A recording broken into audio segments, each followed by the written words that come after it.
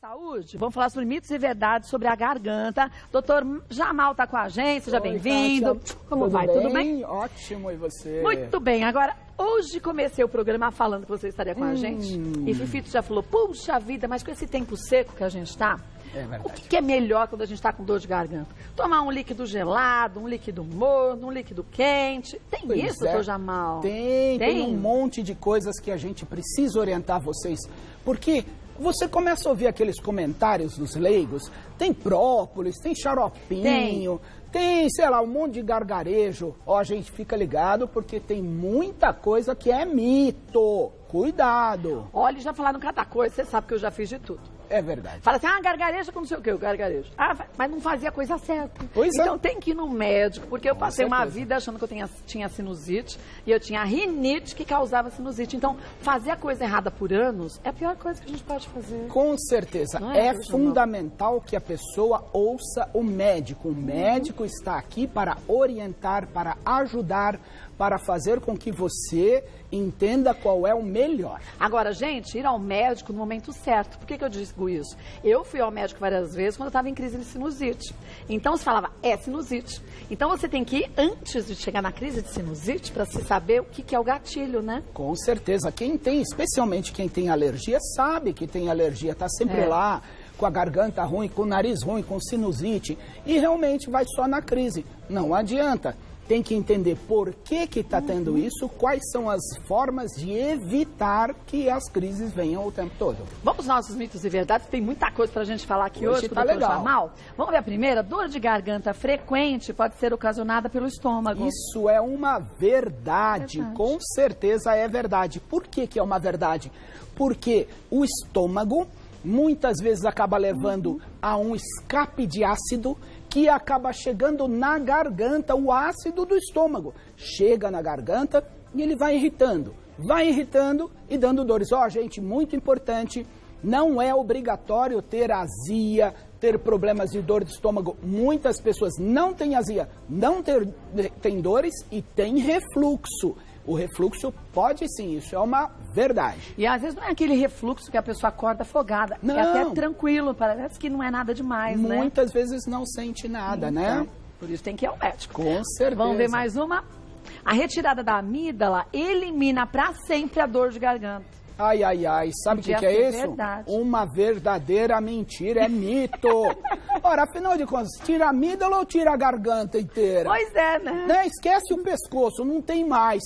Gente, a amígdala é parte da estrutura anatômica na garganta. Mas nós temos lá no fundo a faringe, nós temos toda a estrutura em volta, a própria língua pode doer. Tem pessoas que têm dor na língua. Dor na língua? Dor na língua. Tem um nome esquisito, o médico gosta de falar esquisito. Né? Mas é glossodínia. Mas tem, então, gente, retirada das amígdalas não significa que não vai ter dor nunca mais, de jeito nenhum. Dizem, não sei se é verdade, que as amígdalas, quando a gente começa a ter a dor de garganta, elas são, vamos dizer, a proteção inicial. Então, primeiro você tem a dor nas amígdalas e depois para a garganta, faringite e tudo mais.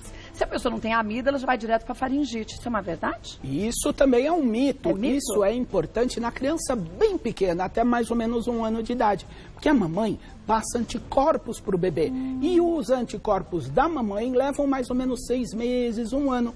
E aí as amígdalas são importantes para produzir. Depois de 1 ano, 1 ano e meio, mais ou menos, aí não, a criança já tem produção de anticorpos pela medula, pelo fígado, pelo baço, então pelos gânglios. Então não, a amígdala sim, ela é importante, mas mais especialmente nas primeiras fases da criança pequena. Então depois está sem amígdala, tira, não tem problema. Eu brinco, eu falo assim, se ela não fizer mal nenhum, deixa ela lá. Se ela tiver algum problema, a gente vai mexer. Tá bom, vamos ver mais uma. Vamos lá. Voz rouca constante pode significar alguma doença. Ah, gente, ó, positivo, isso é uma verdade. O que significa voz rouca constante? Alguma coisa está acontecendo nas pregas vocais. Tem aqui uma ilustração, vamos ver como é que é essa ilustração? Dá pra gente ver aqui? Ó, estamos conseguindo ver aqui a região da boca, da língua. Aqui é o céu da boca, mas as cordas vocais, que são as pregas vocais, ficam aqui embaixo. Então não dá para ver. E as pregas vocais ficam bem atrás do pomo de Adão, aqui onde a gente tem na garganta. Então, como é que as cordas vocais funcionam assim? Batendo uma na outra. E se eu tenho algum problema nessas cordas vocais, elas não encostam, né? Elas não encostam direito, aí o ar escapa e a voz fica rouca. Então, voz rouca constante pode ser sinal de um problema. Muitas vezes o problema é simples, mas muitas vezes o problema pode ser muito mais complicado. E agora eu chamo muito a atenção, porque infelizmente ainda existe pessoas que bebem muito e pessoas que fumam. Muito, Fumo associado à bebida e rouquidão, a chance é de problema. Então, agora não tem que ter medo do diagnóstico do problema, porque se você tá com um problema, já tá aí, né? Então, quanto antes você for, melhor para tratar, né? Exatamente, especialmente alguns tipos de doenças ruins, elas, com o diagnóstico ou sem o diagnóstico, elas vão evoluir. Sim. Então, é melhor que seja feito o diagnóstico antes. E para se ver como está a corda vocal, que exames que a gente faz? Nós temos um exame que chama-se nasofibroscopia ou laringoscopia, que vem um caninho aqui com uma luzinha para olhar por dentro, ou um exame que é feito pela boca também. Esse exame é muito simples, é rápido. Eu até fiz contigo. Fez. É tranquilo, gente. Nós fizemos, é tranquilinho, é uma anestesiazinha local com um sprayzinho, não Entra dói. uma canulazinha pelo nariz, mas não dá Nem nem percebe, aflição. quando for perceber já acabou. acabou. E as imagens são maravilhosas, a gente consegue ver direitinho as pregas vocais. Dá para fazer em criança, em adulto, porque tem criança que fica rouca também. Também, é verdade. Tem aquelas crianças que gritam, jogam futebol, fica gritando, né? Pode Verdade. ter também. E também pela boca que você disse, que você Isso. fica mais pertinho das cordas vocais, né? Exatamente. O exame do nariz é uma fibra flexível, que a gente chama, ela dá a volta. Pela boca é uma fibra que é rígida, então ela tem uma imagem muito melhor. É um pouco mais desconfortável quando é feito pela boca. Na verdade, o desconforto é segurar a língua só, né? Mas o que Porque que a língua da vai gente fazer? não para, ela bicha fica assim, né? Mas o médico segura mesmo. Aí não segura? tem- Segura. E, gente, não dá aflição. Porque, Não. vou te falar, às vezes a gente deixa de fazer as coisas, os exames, porque ouviu dizer. Então, esquece o que você ouviu. Vai lá, faça o que tem que ser feito e pronto. né? Olha, conseguir poder fazer um exame médico, a verdade é que é um privilégio. É verdade. Doença ninguém quer, mas poder investigar é uma chance que a pessoa não deve Eu desperdiçar. bem acho. Volto que tem muito mais. Voltando com o doutor Jamal, olha, pigarrear tira a secreção da garganta. Tira nada, Não, tira né? naquele momento, né? Então isso não é bom. Por quê? Porque a pessoa sente aquele negócio, ela vai lá, né? Daquele parece um motor ligado, né? Tem gente que fica no... né? A pessoa fala, ô, você já tá saindo, benzinho. Não. Tá nada, tá pigarreando. O que acontece a hora que a gente faz isso, gente? As cordas vocais, lembra que eu mostrei que elas batem uma na outra? Elas fazem assim, Kátia, ó. Machucam, né? Mais ainda, isso vai gerar mais hipersecreção, mais catarrinho, e a pessoa vai querer ficar pigarreando mais. Então, pigarrear é muito ruim. Então, a pessoa tem que tomar muito cuidado para não se machucar. E como fazer? Tomar água? pra Tomar limpar? água, exatamente, tomar água excelente. Ó, o copo estava cheio, eu já tomei aqui. Já tomei uns 5, 6 copos É desses. verdade, meu copo Só tá aqui. aqui, ó, isso não é brincadeira não. E tem gente que não se hidrata, né? Precisa se hidratar, porque a hidratação, ela faz com que o nosso organismo funcione melhor. E tem uma coisa também, falando em hidratação, é assim, sabe quando você chega no final da tarde e tá cansado? Às vezes você está pregado, às vezes sabe o que é? É desidratação subclínica. Significa que o corpo está desidratado, não aparece aqueles sinais clássicos de desidratação. Mas a garganta fica ruim, o nariz fica ruim, o olho fica ruim. Gente, que é isso? A água é uma maravilha. Então, para quem pigarreia muito, água ou uma tossezinha para limpar. Exatamente, mas não pigarrear com o motor ligado. Aquele... Né? É. Agora, você falou de própolis e outras coisinhas. Ai, ai, ai. Aqui Ai, a gente ai, tem ai. o própolis. Tem o própolis, né? Tem, extrato de própolis. Aqui são aquelas balinha balinhas de com gengibre, E essa aqui, xaropinho de guaco, que legal, Isso tudo né? ajuda? Ajuda. Essas balinhas eu adoro. Ajuda quem tá vendendo, né? Mas agora quem tá usando Deixa isso eu abrir aqui... a balinha pra você ver. Vamos. E tem pedacinho de gengibre dentro, né? Tem, veja bem, gente, o problema não é a bala de gengibre, não é o própolis, não é o guaco. O problema é confiar nisso como um tratamento médico. Não é.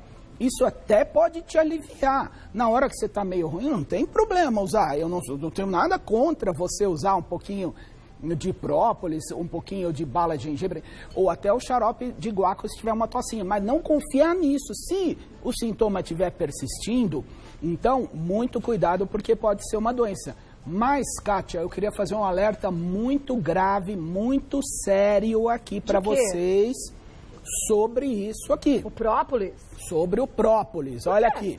Porque o própolis, na maioria das formulações que existem, na grande maioria, ele tem álcool. É verdade. Então, a fórmula tem álcool. Arde até a garganta da gente. Então não é indicado própolis com álcool. Tem gente que dá para criança própolis que tem álcool. Esse é em gotinhas. É em gotinha. Mas tem aquele spray que tem álcool também. Tem álcool, tem uns pode olhar. Fortes, que Jesus, né? Pode olhar na fórmula, vocês vão ver que tem álcool. Não é indicado nem para adulto, nem para criança. Isso não pode ser utilizado com álcool. Agora, você procurar, você vai achar a solução sem álcool, mas é difícil. Vai ter que rodar um pouquinho aí. Agora, cuidado. Prejudica também as cordas vocais, né? Irrita mais ainda, que já estava irritado, né? Com certeza. Todos nós sabemos que o álcool ele é um irritante da via respiratória. Então, tem que, além dos próprios prejuízos do álcool, imagina uma criança de 2 anos, 3 anos, você dando álcool para ela tomar.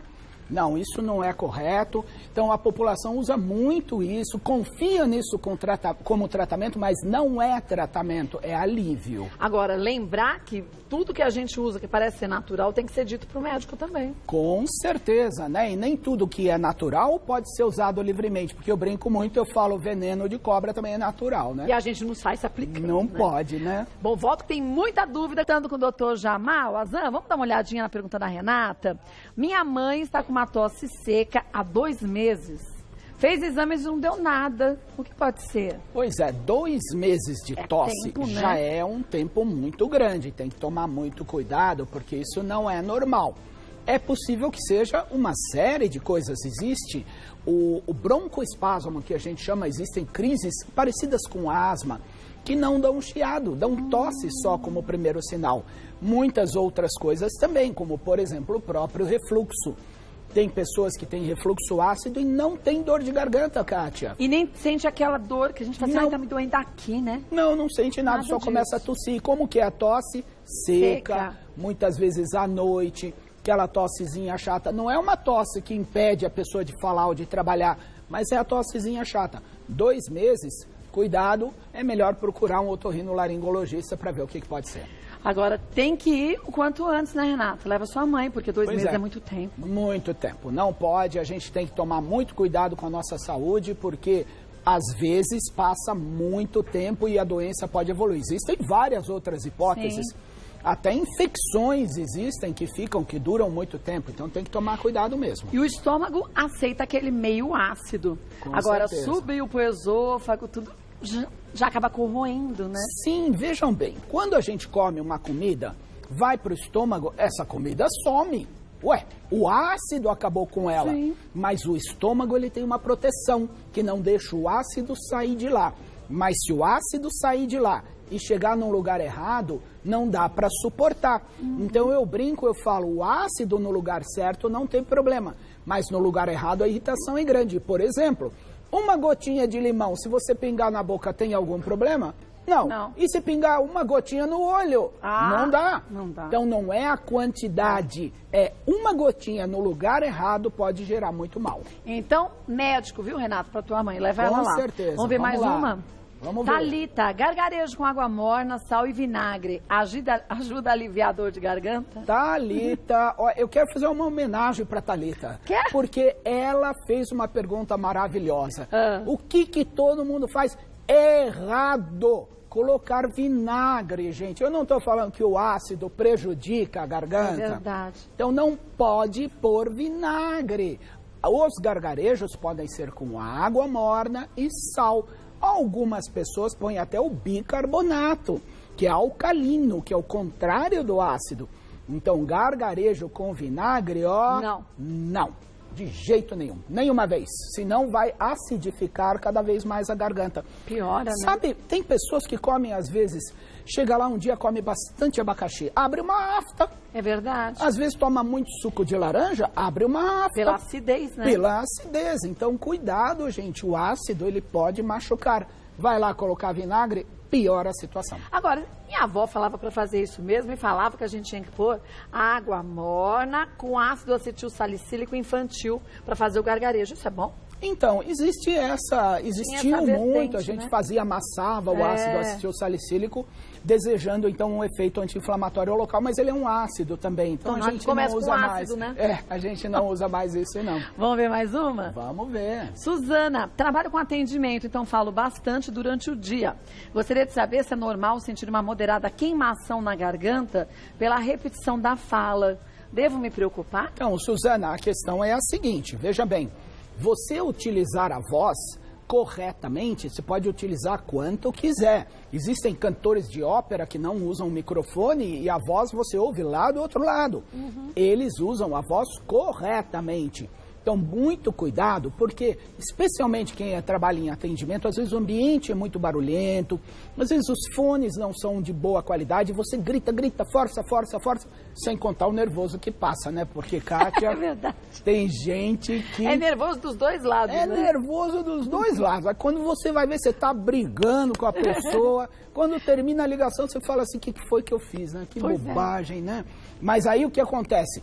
Vai forçando, pode ter dores de garganta, pode ter rouquidão, pode ter uma série de coisas. Aliás, pode também passar tanto nervoso que fica com gastrite que dá refluxo e piora mais ainda. Pelo amor de Deus, né? E a gente tem o hábito de falar alto, né, brasileiro? Tem. Parece que a gente foi criado do lado de cachoeira. Tem que tomar muito cuidado. A nossa voz não é só um instrumento de comunicação.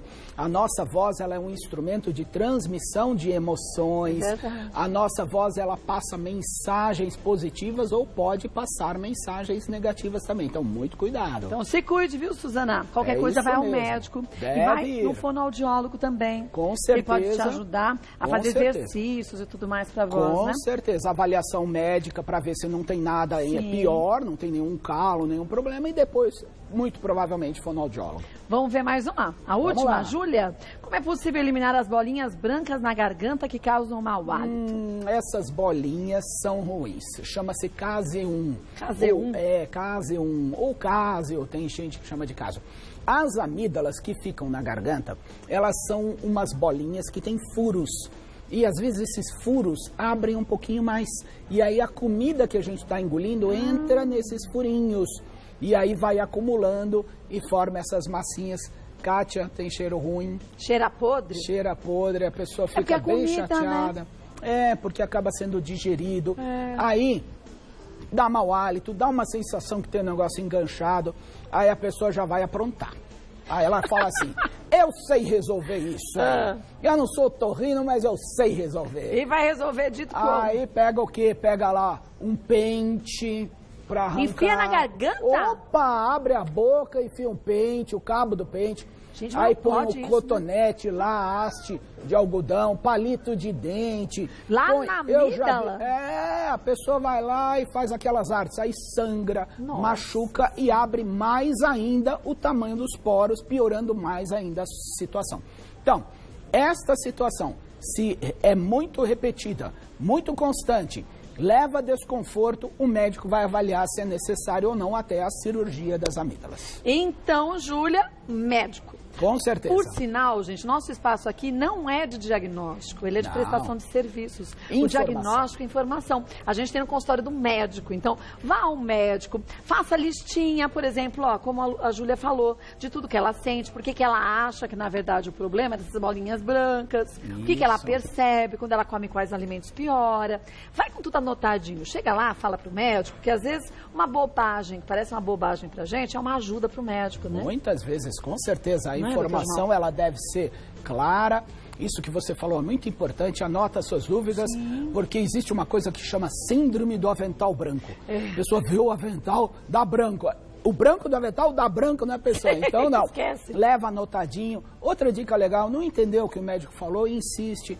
Não entendeu a letra do médico, insiste para ver, porque senão não dá. Sair de uma consulta descontente não adianta, né? Isso, não, a gente não consegue fazer a parte da gente que é a mais importante, né? Vou passar para vocês o site do Dr. Jamal, lá tem várias matérias legais, depois tem vídeos no YouTube também com ele de entrevistas, para você aprender também um pouco mais sobre outros assuntos. É o www.jamal.com.br, www.jamal.com.br. Quer sugerir algum outro tema? Pode, mande pra gente, o Dr. Jamal retorne, a gente fala sobre ele com você. Com certeza. Obrigada mais uma vez, Kátia, sempre bom tê-la aqui, viu? Obrigada mesmo.